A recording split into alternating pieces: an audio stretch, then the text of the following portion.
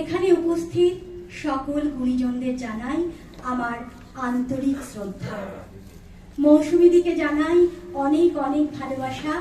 মৌসুমীদির অনুরণন অনেক দূর এগিয়ে যাক এই কামনা করি। यदा यदा हि धर्मस्य ग्लानिर्भवति भारत अभ्युत्थानम् अधर्मस्य तदात्मानं सृजाम्यहम् परित्राणाय हि साधूनां विनाशाय च दुष्कृतम् धर्म संस्थापनार्थाय संभवामि युगे युगे संभवामि युगे युगे संभवामि युगे युगे। আমার নিবেদন দ্রৌপদী, কলমে কবি বিকাশ চন্দ্র সরকার। ঈশ্বর নির্বোধ হয়ে দাঁড়িয়েছিল বলে তুমি দ্রৌপদী হয়ে গেছো, না হলে ধর্মরাজ যুধিষ্ঠিরের ভরা রাজসভায় তোমাকে বিবস্ত্র করা যায়? তুমি নারী নও, তুমি পুরুষের আস্ফালনে যুগে যুগে দ্রৌপদী হয়ে গেছো। আমরা এখন কান্দুনিকে তুলনা করি নির্ভয়ার সঙ্গে। আমরা এখন কিরণ নেগির ক্ষতে টেনে আনি উন্নাওতে ঠিক কিভাবে তোমাকে পেষণ করেছি।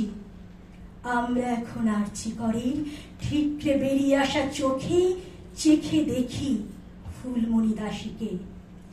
আমার ভারত, আমার ভারতবর্ষ এখনো ছুটির দিনে পিকনিকের আমেজে বিলকিস বানুকে নায়িকা সাজায়।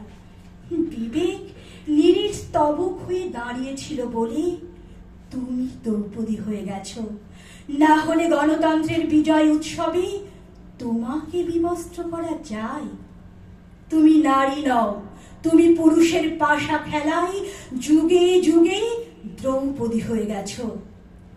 আমরা এখন চায়ের কাপে হিল্লোল তুলি, দূরদর্শনের পর্দায় ঝড় তুলি।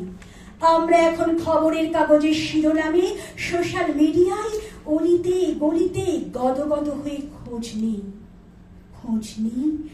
তোমার পেলভিক বোন ভাঙতে পেরেছে কিনা, খোঁজ নিই তোমার শরীরে কোথায় কোথায় রক্ত জমাতে পেরেছে, খোঁজ নিই তোমার যৌনাঙ্গে লোহার রড ঠিক কতটা ঠোকাতে পেরেছিল, অথবা খোঁজ নিই তোমার দুপা ধরে যারা ছিঁড়ে ফেলেছিল তারা ঠিক কতজন ছিল।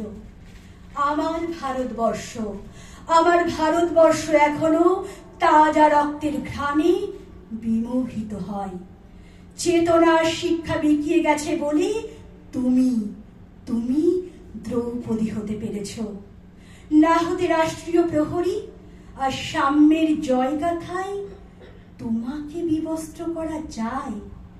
তুমি নারী নও, তুমি পৃথিবীর কুরুক্ষেত্রে যুগে যুগে দ্রৌপদী হয়ে গেছো, যুগে যুগে দ্রৌপদী হয়ে গেছো।